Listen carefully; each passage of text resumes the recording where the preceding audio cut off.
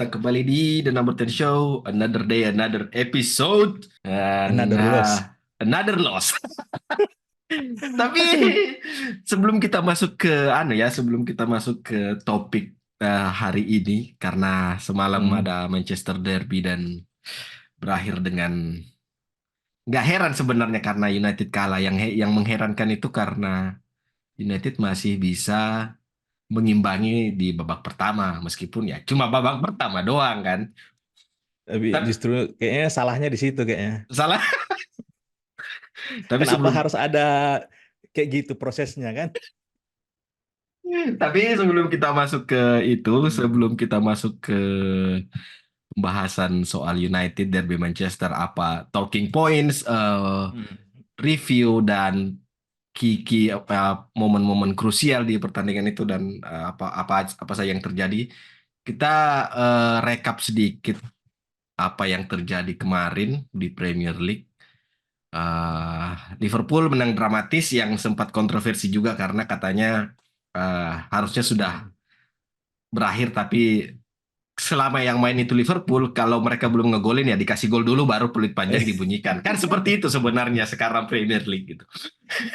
Biar biar memuluskan 20 gelar. Iya, iya. Selain itu Newcastle menang 3-0 juga. Aston Villa menang dramatis lewat late golnya Lucas Digne. Hmm. Chelsea Brentford 2 sama, yang entahlah ini Chelsea ini sampai kapan sebenarnya Chelsea nunggu Pochettino out gitu. Hmm. Terus Hmm. apalagi kemarin yang ini ya. Oh, Brighton kalah 3-0. Jadi itu rekap match pekan ke-27. Iya. 27. Hmm. Ah, ada hal yang krusial, ada hal yang pentingkah dari match di akhir pekan kemarin yang perlu kamu garis bawahi, perlu kamu highlight? Kayaknya nggak ada ya. Paling cuman Everton ini paling ya.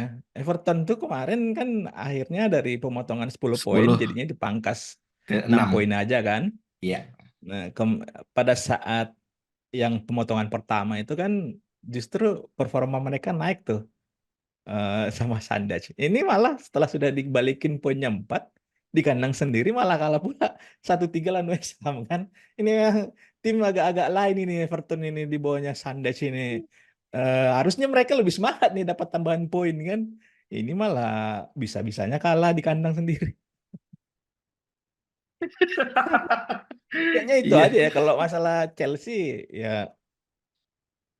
Kalau dibilang anu kan anekdot-anekdot anak-anak Twitter kan misalnya Hmm. eh, kalau misalnya tim MU, Arsenal, lawan Liverpool, lawan Luton Town begitu kan akan ada Hmm. kesulitan gitu. Pas dibandingkan dengan Chelsea, lawan mana aja Chelsea itu bisa kalah katanya. Gak usah diikut-ikutan Chelsea. Jadi kayaknya fansnya Chelsea pun kayaknya udah nggak hampir-hampir mirip lah dengan fansnya United musim lalu. Harapannya tuh sekarang kapan ini berakhir liga gitu karena udah nggak ada lagi yang mau ditunggu. Oke. Walaupun sebenarnya fans United sama aja sebenarnya. Jadi secara overall sih nggak ada yang anu ya, nggak ada yang mengejutkan sebenarnya. Gak ada yang mengejutkan ya, dan Hmm. Liverpool nggak ada kontroversi, nggak ada yang perlu Hmm. dicatat dari Liverpool kemarin lawan Nottingham Enggak, Forest. sebenarnya harusnya Liverpool bisa menang lebih mudah sebenarnya secara secara teorinya ya. Hmm. Hanya saja memang karena prosesnya dianggap kontroversial. Sebenarnya hal itu bukan hanya bisa ditujukan ke Liverpool pada saat United yang menang last minute goal juga lawan Luton Town kalau nggak salah itu atau Oh iya. ya sama Arsenal juga kan beberapa kali menang juga di menit-menit akhir dan dibilang juga ada tim yang diuntungkan kalau misalnya belum gol Hmm. maka extra time-nya masih belum selesai begitu kan. Ini Ya. sebenarnya masalah momentum aja karena memang posisinya mungkin bola masih di sekitar kotak penalti proses penyerangan jadi wasit juga kayaknya masih ragu untuk tipu peluitnya. Gimana dengan kontroversi di liga sebelah, Valencia Real Madrid? Nah, Itu kan itu sama dia. juga itu sebenarnya. Nah, yang heboh itu kan sebenarnya momennya Madrid golnya Jude Bellingham ya di Iya, menit 90 itu ya. 90 ya. Ternyata kondisi yang sama juga dialami oleh Valencia yang mana di babak pertama Valencia juga lagi Oh, proses penyerangan ada, sama ada. persis. Persis iya ya. Hmm. Jadi sebenarnya kalau misalnya ada masalah isu terkait wasit, kayaknya bukan kecenderungan memihak ke satu tim ya, tapi kayaknya memang ini ada yang lain nih wasit ini kan, entah dia bermain di luar gimana supaya hasil ini bermain hasil imbang kan, nggak ada yang menang gitu. Jadi Masang jadi parlay kayaknya berarti ya. jadi kayaknya walaupun dibilang anu protes yang kelihatan dirugikan itu Madrid, eh agak sulit sebenarnya kalau misalnya kita lihat ke situ karena memang dari perspektif wasit selama ada subjektif Decision. decision dari wasit Hmm. ya hal-hal yang kayak gitu bakalan sering terjadi sih. Oke. Apalagi kemarin ya yang menghiasi satu pekan terakhir. Oh, blue Bayern card. Munchen paling Blue card itu sepertinya akan dibatalkan penggunaannya. kayaknya itu ada hidden agenda sih kalau aku lihat dari Infantino. Iya ada ya Infantino yang ngomong kan. Iya. Ya sih jangan pernah percaya botak pokoknya. Iya, kayaknya itu bisa jadi dari internalnya mereka juga yang menggaungkan, mereka juga nanti yang membatalkan supaya gimana mencari simpati kayaknya kan, karena memang Hmm. banyak juga yang nggak setuju dengan rencana itu sebenarnya. Walaupun sebenarnya kita sudah pernah bahas juga supaya lebih menarik dalam mengikuti sepak bola Eropa itu harus ada hal-hal yang baru sebenarnya. Walaupun Hmm. memulainya itu ada agak kontroversi. Oke. Iya, yang belum nonton ada episodenya nanti kami cantumkan di sini tentang Sinbin. Sinbin ya itu ya, Iya, episode Sinbin dan Sin. VAR ya. Iya. Oke, sekarang kita masuk ke topik eh, utama episode kali ini. Manchester Derby, United kalah 3-1. eh Gol tendangan roket yang sebenarnya itu nggak ada yang nyangka sih. Aku jujur, aku nonton itu lompat dari kursi. Tiba-tiba, wih, ngegolin si kampret. Dan itu bertahan selama 45 menit. Kemudian di babak kedua, ya City back to back win 3-1 menit Hmm, gol injury time dan beberapa pergantian pemain dari Erik ten Hag yang sebenarnya patut dipertanyakan sih apa yang ada di kepalanya Ten Hag pada saat itu gitu. Karena hmm, memasukkan Omari Forson hmm, mengganti Rashford terus Garnacho ditarik keluar, Anthony masuk. hmm. Itu sebenarnya apa ya? Gimana ya mau ngasih pembelaan ke Anthony pun meskipun dia main bagus di pertandingan sebelumnya lawan siapa kemarin United yang Anthony lumayan bagus mainnya. Lawan Forest. Lawan Forest ya. Hmm. FA ya, FA itu ya. Iya FA. Lawan Forest di FA Anthony lumayan bagus tapi masukin Anthony yang ya nggak bisa ngapa-ngapain lawan back kirinya City siapa? Nathan Ake. Nathan ya terlempar bos. Jadi eh Andre Onana lumayan dan kalau misalnya masih ada yang masih menyalahkan Onana, mending kalian pergi cek otak.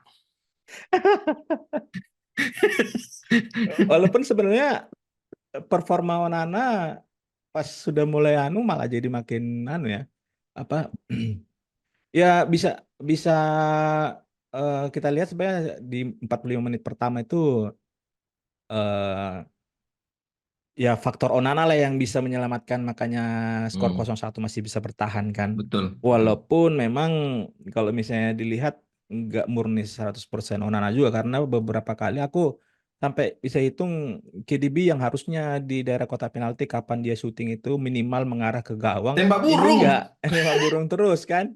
Dan bukan hanya KDB aja kayaknya Foden dan Haaland pun karena proses golnya Rashford itu kayak kena mental tuh pemain City. Iya, Nah, salahnya adalah sebenarnya golnya Marcus Rashford itu harusnya nggak terjadi secepat itu. Jadi iya karena kesalahan besar kalau ngasih City punya waktu yang lumayan lama untuk Untuk mengontrol membongkar, pertandingan ya. iya, mengontrol dan Hmm. membongkar pertahanannya United. Karena secara keseluruhan sebenarnya di 45 pertama itu plan defensive position United itu berjalan dengan mulus tuh. Nggak ada yang out of position kan.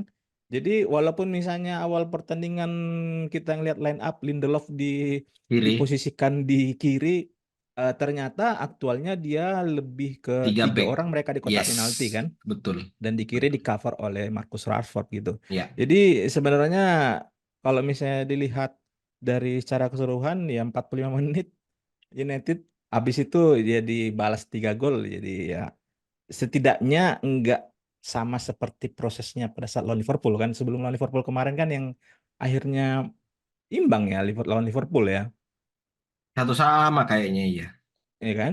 Yang Iya, satu sebelumnya sama ini kayaknya. kan banyak prediksi bakalan di akunnya Troll Bantai. Football itu sudah bikin 5-0 tuh sampai Pep Guardiola pun ngegolin di assist sama KDB kan. Dan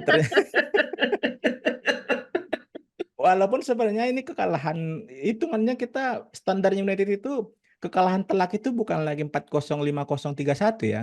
7-0 Hmm. kayaknya Ya, kekalahan standarnya telak tujuh itu kan. kosong sekarang ya. Walaupun sebenarnya ini pertandingan derby 1-0, 2-0 itu ya harga diri fans, masing-masing fans itu dipertaruhkan sebenarnya. Jadi Hmm. ini lebih ke masalah anu ya, eh, gimana ngelihat sebenarnya proses permainan di pertandingan tadi malam itu nggak terlalu anu ya, nggak terlalu yang biasanya kita lihat kalau lawan City itu kan kayak gampang banget gol kan. Ya, Emang kemarin itu lagi apa saja kebayangannya ya, Erling Haaland di depan gawang udah anak-anak di out of position, bisa-bisanya bola masih melambung ke atas mistar gawang gitu. betul. Jadi Miss of the season kah? bisa jadi ngelihat dari predikatnya Erling Haaland juga kan. Hmm. Sekarang dia kayaknya top skor kan, Top scorers di 14 bawahnya 15 Oli gol gitu. Watkins, Oli Watkins yang di bawahnya Haaland. Hmm. Jadi eh gol menit akhirnya Haaland kemarin sebenarnya memang kelihatan juga dari ekspresinya dia, itu penyelamat dari miss of the season-nya dia. Oke, oke. Ah, apa ya? Soal kemarin di 45 Hmm. menit pertama itu setup-nya United sebenarnya sudah sangat bagus memang. Iya, jelas lah Cuma sebenarnya kan jelas tujuannya sebenarnya kan. kelihatan kok United itu mau main bukan yang Seperti apa kan? iya kelihatan buat menahan City itu ya biarkan City pegang bola, kuasai bola dan Hmm. serangan sporadis itu sekali dua kali aja, nggak Iya. yang konsisten gitu. Masalahnya adalah kemarin itu pas menang 1-0 kayak nyaman. Jadi Hmm. ke apa ya penyakitnya pemain United itu selalu pasti merasa nyaman pada saat sudah leading Hmm. 1 gol. Itu dia. Makanya momentum golnya ini sebenarnya salah. Pas lawan Forest kemarin kan menit 89 golnya Casemiro, Iya, itu iya. untung aja golnya menit 89 tuh. Coba golnya 60 70 imbang atau bisa menang tuh Spurs tuh. Oke, jadi serba salah sebenarnya nih. Mau unggul duluan harus ada lagi pertanyaan muncul menit berapa unggulnya kan? Hmm. Kalau kayak gini dikasih, ya jangankan City, Spurs kemarin pun bisa dikejar. Masalahnya kalau misalnya masalahnya kalau misalnya mau nunggu momentum di late goal itu Hmm. keburu down duluan karena bakal gol duluan ini tim lawan nih apalagi lawannya City kan. Itu dia. Jadi sebenarnya kan kondisi-kondisi kayak gini Ten Hag harusnya yang berperan, gimana menekankan peluang sekecil apapun itu harus Hmm. dimanfaatkan kan. Setelah proses golnya Rashford itu kan ada 2-3 peluang lagi Ya, yang datang, ya yang yang Rashford nggak Rashford tenang. Hmm. nggak tenang, udah tinggal dia di belakang pertahanan City kan. Hmm. Kemudian ada umpan crossing Bruno ke kotak penalti dan miss kick dari Rashford. Jadi sebenarnya United bukan tanpa peluang, hanya saja memang nggak bisa memanfaatkan peluang yang ada Ya. gitu. Dan aku siapa ya lihat yang dia highlight Garnacho di derby ini kayak Hmm. demam panggung Pak, Iya, nggak tahu antara nggak demam panggung kalem, atau nggak tenang, kayak mental belum siapkah atau gimana Hmm. atau semangatnya terlalu berlebihan gitu. Siapa siapa stand out performer di pertandingan semalam dari United? Dan kenapa menurut Marcus Rashford diganti di babak kedua? kalau menurutku memang Rashford harusnya diganti sih dari babak pertama. Maksudnya babak kedua mulai ya. Karena nyaris Nggak ada apa ya? ini ya, nggak ada ancaman ya. Iya, nggak ada kontribusi yang Hmm, bisa diperlihatkan Rashford. Mau adu lari ada Kyle Walker kan. iya. Sedangkan Rashford kalau misalnya dia sudah switch posisi ke kanan pada saat head to head dengan Nathan Ake, dia nggak pernah dapat supply juga di sebelah kanan. Jadi mau nggak mau dia akan selalu ke kiri head to head dengan Kyle Walker gitu. Hmm. Kalau secara keseluruhan aku ngeliat paling ya cuman dua pemain ya. Kalau nggak Diogo Dalot ya Bruno Fernandes sih. Eh, Diogo Dalot Portugis sebenarnya Beckham.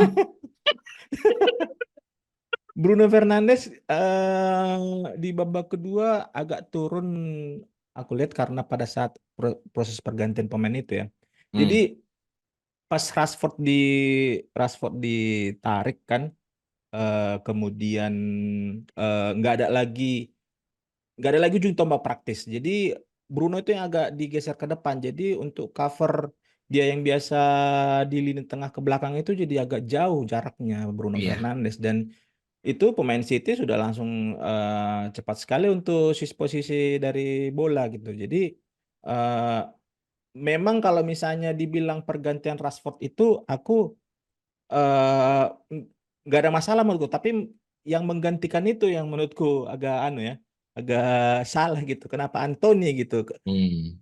Omori Forson itu menurutku yang harusnya menggantikan Rashford setidaknya posisi untuk nomor 9 itu masih ada gitu. Iya, Jadi iya. nggak memaksa Bruno Fernandes untuk jadi yang bermain di nomor 9-nya gitu. Mm-mm. Karena Garnacho sama Anthony mau diharapkan juga ini duh main emang gimana ya? Anthony kayak nggak pernah disuruh lari gitu apa gimana ya? Masa dia cuman pegang bola habis itu udah ketakutan lihat back mau ngumpan ke belakang juga nggak bisa gitu kan? Hmm. Mau lari nggak bisa. Aku masih ingat betul minggu lalu tuh si Erik ten Hag bilang kan pada saat nanti Anthony dapat kesempatan Oh. maka dia harus memanfaatkannya karena dia mempunyai keunggulan sprint cepat di 10 meter awal gitu. Nah, harus ada orang yang ngasih tahu nih Ten Hag ini kalau lebar lapangan itu bukan 10 meter kan. Kemudian 110 kali berapa enam lebar puluh lapangan kan. Nah, itu yang pertama. Yang kedua, masalahnya 10 meter pun nggak mau pernah lari Anthony kan. Cuman terlalu terlalu statis apa ya pergerakannya Anthony ini nggak pernah ada misalnya tipikal kalau memang nggak bisa body body Body charge back dengan charge. backnya Hmm. karena masalah ukuran badan bola itu misalnya di proses dribblingnya itu agak jauh dribbling gitu tinggal adu lari gitu kan. Kayak Bukan Garnacho ada lah, kayak Garnacho lah. iya.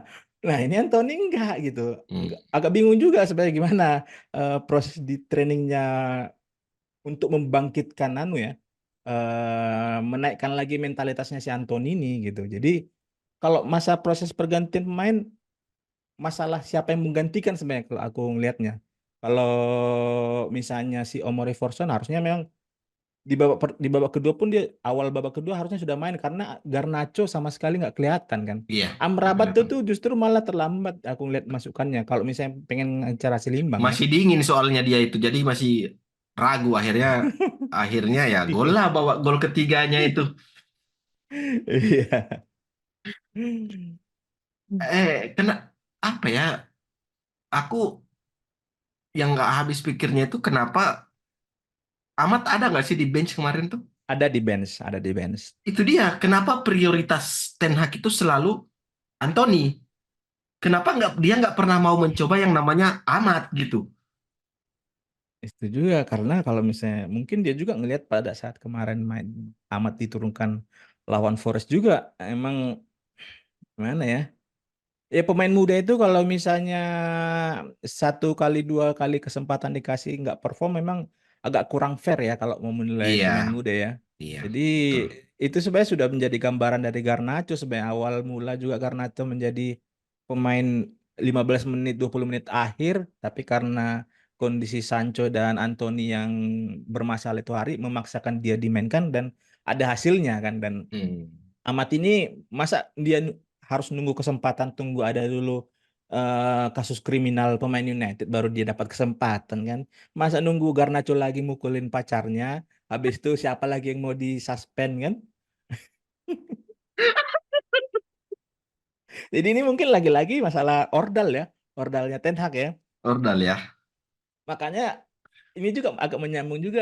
Kamu mungkin nyadari ya beberapa bulan terakhir ini glorifikasi Ole itu kan mulai naik tuh Oh di iya, iya, timeline lihat, kan. lihat, tahu, tahu, tahu. Ya, Mm, dibanding-bandingkan dengan Erik Ten Hag dan sempat mm-mm. juga Cesc Fabregas berkomentar gimana Betul. United itu lebih punya clear plan di bawah Ole gitu dibandingkan Erik Ten Hag gitu. Hmm. Sebenarnya komentar-komentar negatif seperti ini tentang karakter tim ataupun misalnya dibandingkan dengan masa lalu eh, yang tujuannya untuk mendiskreditkan timnya sekarang, walaupun sebenarnya yang masa lalu itu nggak bagus gitu kan, Hmm. tapi tujuannya untuk mendiskreditkan yang saat ini tuh, kalau menurutku sih valid-valid aja dan tidak bisa dihindarkan sebenarnya. Jadi Oke. karena itu memang konsekuensi dari selama proses yang dijalankan ini tidak ada menghasilkan yang baik, itulah konsekuensi yang diterima gitu. Hmm. Jadi normal-normal aja sebenarnya, tinggal gimana caranya Ten Hag ini meresponnya kan Hmm. ke pertandingan berikutnya, bukan hanya satu pertandingan berikutnya aja sebenarnya gitu. Pertandingan sisa musim ini gitu. Karena kalau misalnya satu pertandingan menang, satu pertandingan kalah, satu pertandingan menang gitu-gitu terus kan, ya Hmm. itu kan tipikal mediocre tim ya. Loh, bukankah memang MU itu M-nya adalah mediocre? Itu dia. Itu dia. Ah. Tapi yang dari pertandingan semalam itu Hmm, proses golnya Phil Foden, gol penyama kedudukannya hmm, itu hmm, kan dimulai dari yang katanya Rashford hmm. dilanggar, Oh iya, iya. ya kan, Yang dilanggar one on terus one dengan Kyle Walker ya. Kyle Walker terus play on dan lanjut Hmm, akhirnya berbuah golnya ke Phil Foden. Tapi hmm, kalau misalnya kita lihat di replaynya atau highlightnya atau mini mini hmm, pertandingan itu sama aku nggak melihat itu ada sentuhan loh. Dalam artian eh kalau misalnya kita mau melihat fair atau nggak fairnya, ya ini hmm, mungkin kita bisa ambil yang pelanggarannya pemainnya siapa lawan ke Soboslai yang di kotak penalti yang hmm, kemudian penalti itu. Soboslai apa hmm. Jota ya? Lupa aku. Si Jota, Jota. Jota ya penalti. Jota. Transport juga sebenarnya kalau misalnya kita lihat highlight itu nggak ada sentuhan, nggak ada yang betul-betul apa body apa player to player gitu kan. Hmm. Tuh Terlalu kayak soft lah menurut saya. ya soft soft inilah soft charge lah dan Hmm. kenapa ya aku merasa pemain United itu selalu mengiba ke wasit gitu, selalu meminta ke wasit, selalu selalu berharap wasit berpihak Eh, ke mereka gitu. eh, Kamu eh, melihat yang kemarin itu memang play on kah? Itu keputusan hmm, yang fair kah? Atau hmm. itu sebenarnya pelanggaran gitu? Kalau menurutku eh, ada kontak, cuman masalahnya karena memang prosesnya, apalagi ini antara Rashford dengan Kyle Walker, karena memang proses ininya sangat cepat, jadi eh, seberapa kuat sentuhan itu jadi nggak terlalu kelihatan tuh, karena Hmm. saking cepatnya kan, sama kayak dulu lah Ashley Young itu kayaknya cuman kena sentuh sedikit terpanting-panting dia kan karena memang dia lumayan punya kecepatan di sisi sayap United gitu. Mm-mm. Cuman kalau misalnya dilihat dari sisi pemain United kenapa mereka selalu kayak berharap proses itu bisa di overturn oleh VAR? Ini masalah mentalitas aja kan sebenarnya. Jadi Hmm. selama wasit bilang masih play on, ya fokus pemain harusnya Nah, itu dia. harus tetap on juga gitu kan. Jangan Hmm. berharap proses yang sebelumnya itu bisa menggagalkan proses golnya City. Karena sebenarnya kalau misalnya dilihat pun proses si Foden itu, pemain United awalnya sebenarnya di kotak penalti itu mereka tidak ada yang out of position sebenarnya. Cuman karena memang eh, kecerdikan dari Foden bisa ngelihat satu ruang dan di shooting cut inside yang harusnya dilakukan oleh Anthony di United. Ya, itulah sebenarnya yang harus dilakukan Anthony kan. Jadi eh, itu sebenarnya sudah dikasih tunjuk sebenarnya. Dan apa ya, kalau misalnya kita melihat pemain United dengan fans dan aku sendiri misalnya, itu nggak terlalu permasalahkan lagi si Rashford itu dilanggar apa enggak. Karena kita mau menutupin eh, apa ya, itu sebuah kontroversi dengan performa City yang jauh di atas United itu kayak nggak sebanding. Jadi Hmm. hanya hanya sebagai eh, cerita yang tertinggal dari hasil pertandingan aja gitu, ya hanya bumbu-bumbu cerita aja gitu, nggak yang terlalu signifikan gitu. Karena memang Rashford juga nggak yang bermain bagus juga tadi malam selain golnya gitu kan. Hmm. Jadi untuk apa ya, berargumen hal itu harusnya VAR terlibat, eh kayaknya percuma gitu. Jadi nggak Hmm. yang terlalu krusial, nggak terlalu berpengaruh ke hasil pertandingan kalau menurutku. Walaupun misalnya itu proses gol pertama ya. Jadi misalnya dibilang eh, ya kalau misalnya nggak terjadi gol itu kan bisa jadi lain cerita. Iya bisa jadi 5-1 4-1 gitu kan, bukan 3-1 gitu. Jadi masalahnya di mentalitas pemain United sih kalau misalnya mereka terlalu mengharapkan eh, ada keputusan yang berbeda yang bisa diambil United, ataupun kalau misalnya mereka selalu dirasa dirugikan, kayaknya semua tim sekarang dapat bagiannya masing-masing sih. Kapan dirugikan, kapan kapan diuntungkan kan. Hmm. Iya, ya.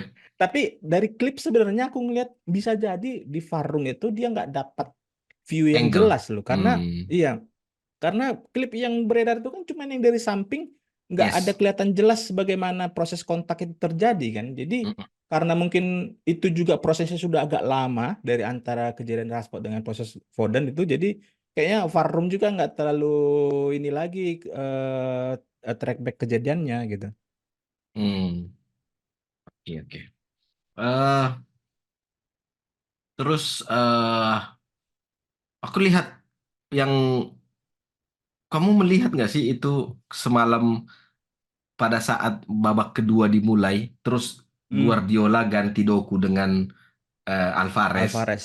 Ya. kemudian Bernardo Silva dipasang di kiri, terus Alvarez main di sentral Hmm. di sekitar area sepertiga tengah gitu kan. Hmm. Tapi Se- aku hmm. yang nggak habis pikirnya itu, ini Ten Hag nggak melihat ini sebagai ancaman kah? Atau Hmm. memang dia itu nggak tahu sebenarnya move apa taktiknya Guardiola ini memasukkan Alvarez itu karena pengen musatin serangan itu dari tengah gitu, dan dua golnya Phil Foden itu kan bukan gol keduanya Phil Foden itu prosesnya dari situ kan, dari Bernardo Iya, Silva iya. terus Alvarez Foden Hmm. terus Foden lagi gitu.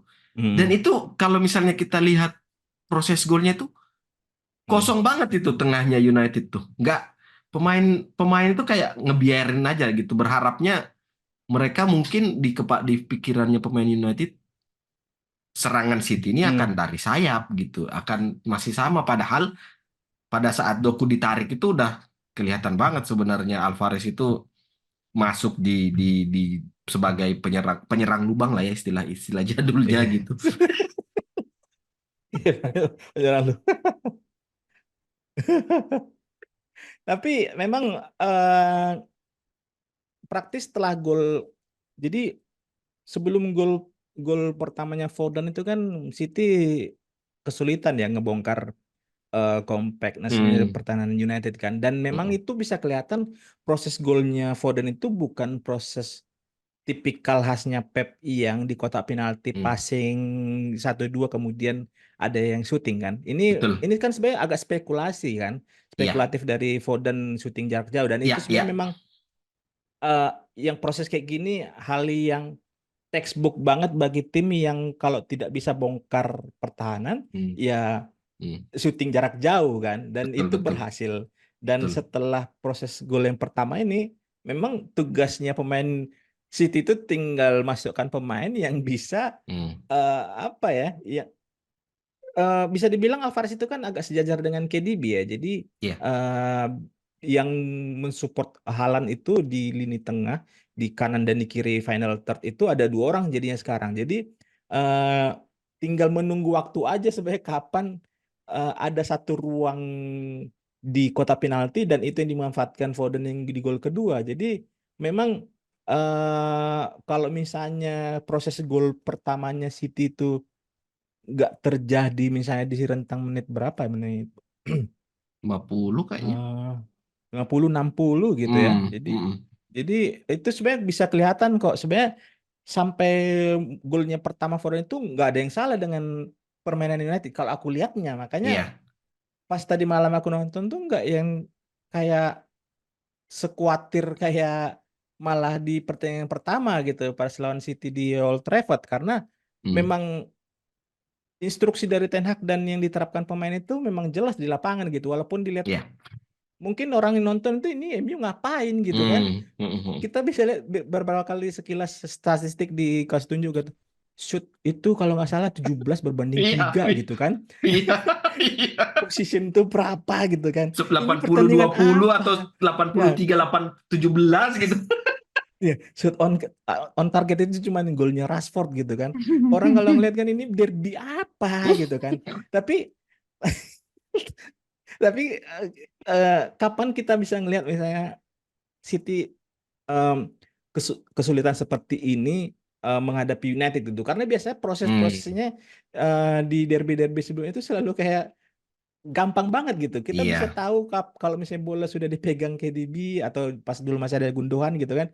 Kayaknya 80% akan bola itu akan ada di gawangnya Onana gitu kan. hmm, Nah, iya. tapi kalau tadi malam itu sebenarnya memang karena pertama aku ngeliat karena golnya Rashford terlalu cepat gitu.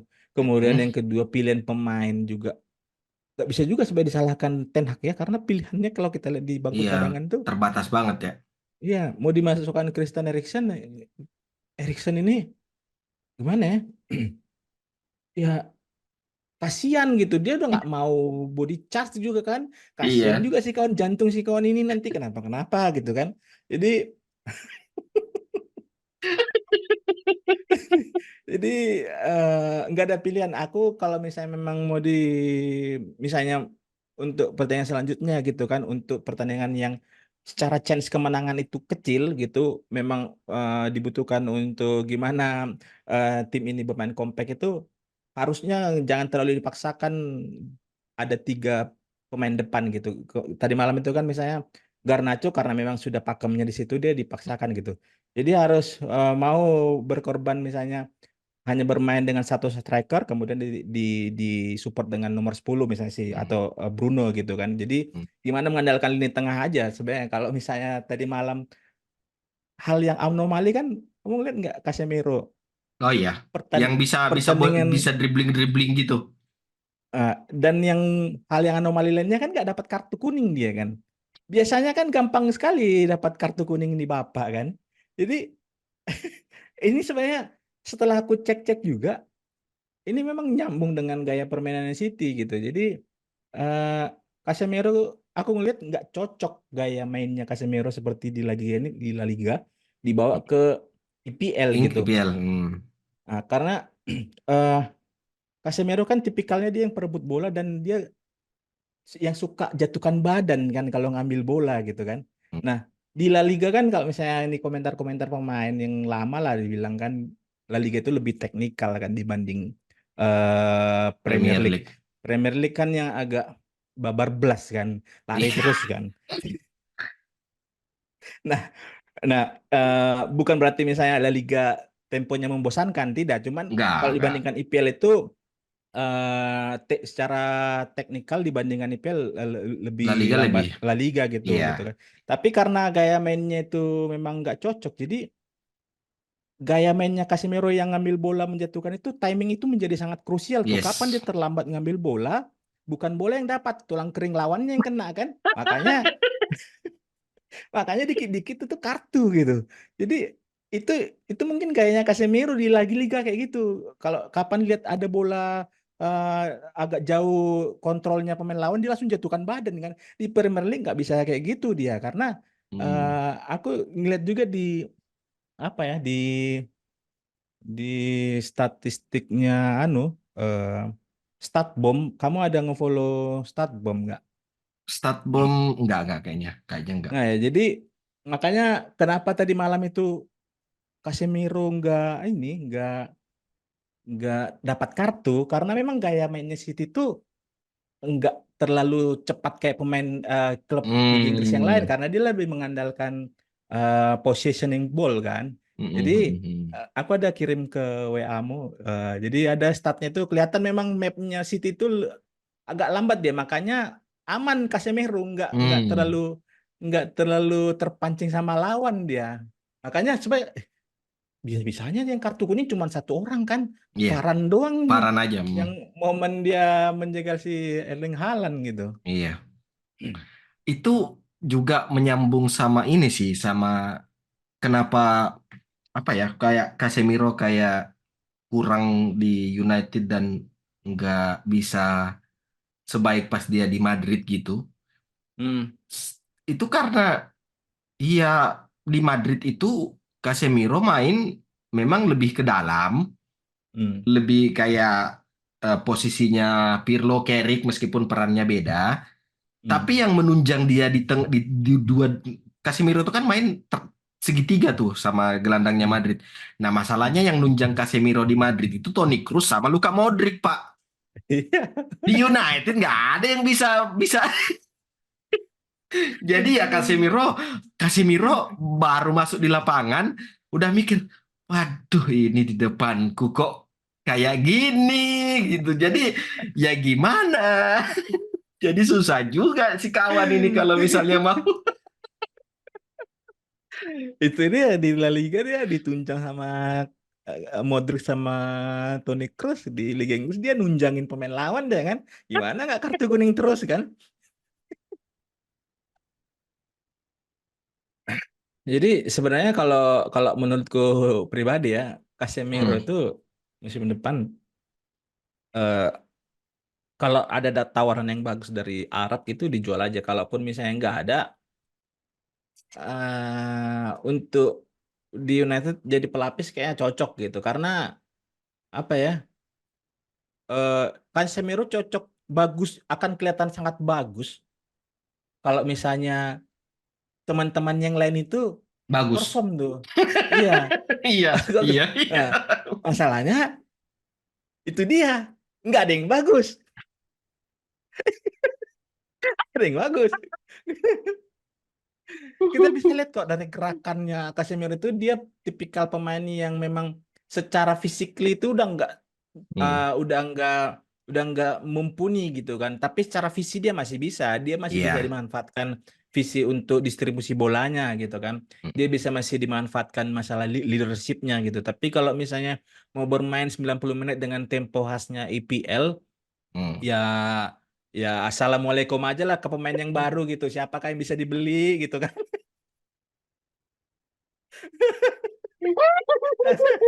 Jangan, ya, kalau masih ada yang lain gitu cari gitu kan, ya, masih ada kok ya kayaknya, kayak Morgan Gibbs White gitu di Oh, no Nottingham Forest Forest. gitu kan. Hmm. Walaupun memang sebenarnya gaya mainnya itu hampir sama seperti Bruno yang pemain apa ya, nomor 8 nomor Nomor 10 8 bisa 10. dia kan.